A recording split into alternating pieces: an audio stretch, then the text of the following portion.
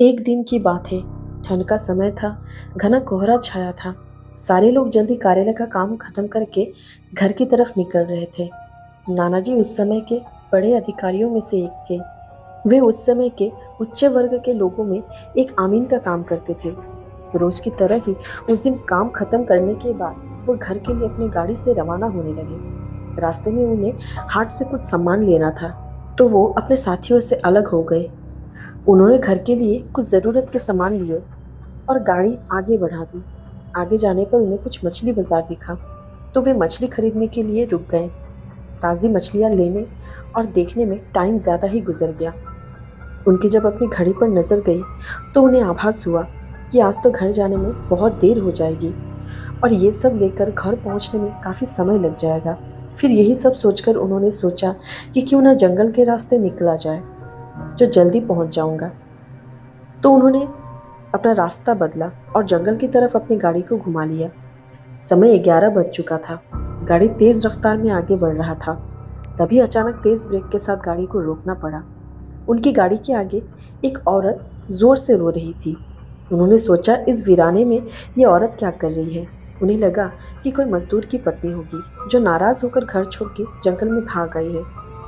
तो उन्होंने उसे पूछा कि यहाँ जंगल में तुम क्या कर रही हो, लेकिन उसने कोई जवाब ना देकर और ज़ोर ज़ोर से रोने लगी। सारे जंगल में उसकी हू हू की सिसकियाँ गूंज रही थी।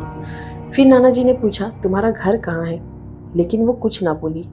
तब नाना जी ने कहा कि आज चलो मेरे घर में ही रहना, सुबह अपने घर चली जाना। यह जंगल बहुत खतरनाक है, यहाँ रुकना ठीक नहीं है। सारे जंगली जानवरों से भरा है। रात भर यहाँ मत रुको। चलो आज मेरे घर में सबके लिए खाना बना देना और कल सुबह अपने घर चली जाना। उसने ये सुना तो झट से तैयार हो गई और गाड़ी के पीछे की सीट में बैठ गई। सिर में बड़ा सा घूंघट डालने की वजह से उसका चेहरा छिपा हुआ था। कुछ ही देर में गाड़ी घर के लिए रवाना हो गई। घर के लोग कब से उनकी राह देख रहे थे। गाड़ी रुकते ही पापा ने पूछा, आज तो बहुत देर हो गई और सारे लोग आ भी चुके हैं। तब उन्होंने सारी बातें माँ को बताई और कहा कि आज खाना इससे बनवा लो, कल सुबह ही अपने घर चली जाएगी। इतनी रात को बेचारी जंगल में कहाँ भटकती, इसलिए मैं ले आया। पर पापा को कुछ संदेह हो रहा था कि कहीं चोर तो नहीं है, रात को सोने के बाद या खाना बनाते समय कहीं घर के सामान ही चुरा कर ना ले जाए।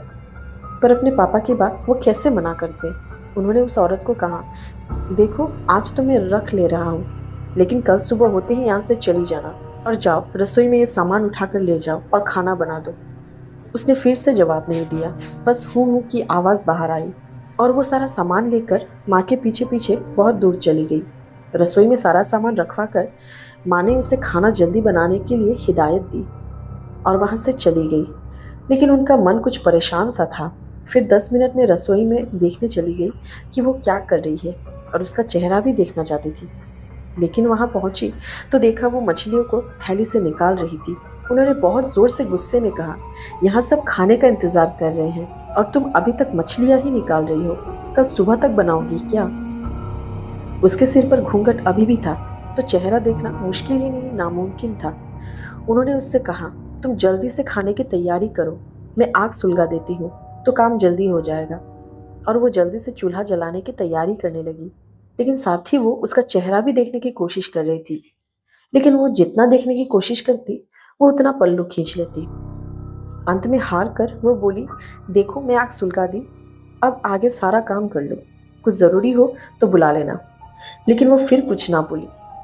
अब उन्हें लगा कि यहाँ से जाने में ही ठीक है, वरना मेरा भी समय खराब होगा और हो सकता है अनजान लोगों के साथ वो डर रही हो।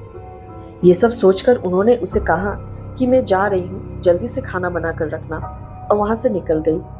मन अभी तक परेशान ही था। कभी अपने कमरे में, कभी बच्चों को, कभी बाहर सबको देख रही थी, कहीं कुछ अनहोनी ना हो जाए।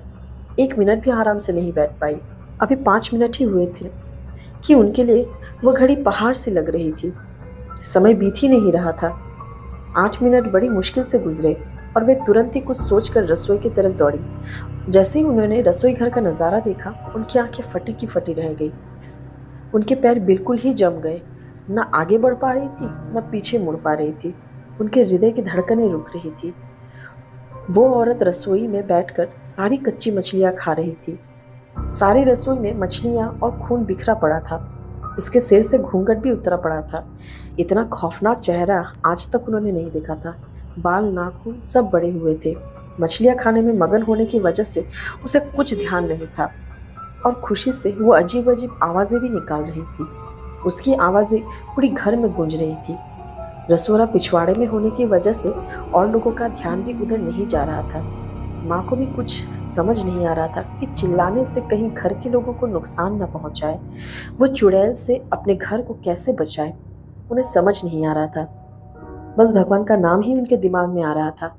अचानक वह आगे बढ़ने लगी उसकी तरफ और झट से एक थाल लिया और चूल्हे की तरफ दौड़ी। उस चुड़ैल की नज़र भी मम्मी पे पड़ चुकी थी। माँ कुछ भी देर नहीं करना चाहती थी। उन्हें पता था कि आज अगर ज़रा सी भी लापरवाही हुई तो अनहोनी हो जाएगी। उस चुड़ैल को कुछ करने से पहले ही उन्हें चूल्हे तक पहुंचना था और चूल्हे के पास पहुंचकर उन्होंने जलता हुआ कोयला थाल में भर लिया और चुड़ैल की तरफ लेकर जोर से फेंका। आग की जलन की वजह से वो अजीब सी डरावनी आवाज़ें निकालने लगी। अब तो उसकी आवाज़ें बाहर भी जा रही थी। सारे लोग बाहर से रसोई की तरफ आए। वो चुड़ैल जोर जोर से आवाज़ निकाल रही थी और पूरे रसोड़े में दौड़ रही थी और माँ को पकड़ने की कोशिश भी कर रही थी। लेकिन अब सारे लोग रसोड़े में आ चुके थे। काफ़ी लोगों की भीड़ देखकर वो डर भी गई। लोगों की भीड़ को ठेलते हुए वो बाहर जंगल की तरफ भाग गई और सारे लोग ये मंजर देखकर डरे सहमे से खड़े थे और मन ही मन माता जी के हिम्मत की दाद दे रहे थे। तो ऐसे छूटा उस रात नाना जी और हमारे घर से उस चुड़ैल का पीछा। कहानी अच्छी लगी हो तो चैनल को सब्सक्राइब करें।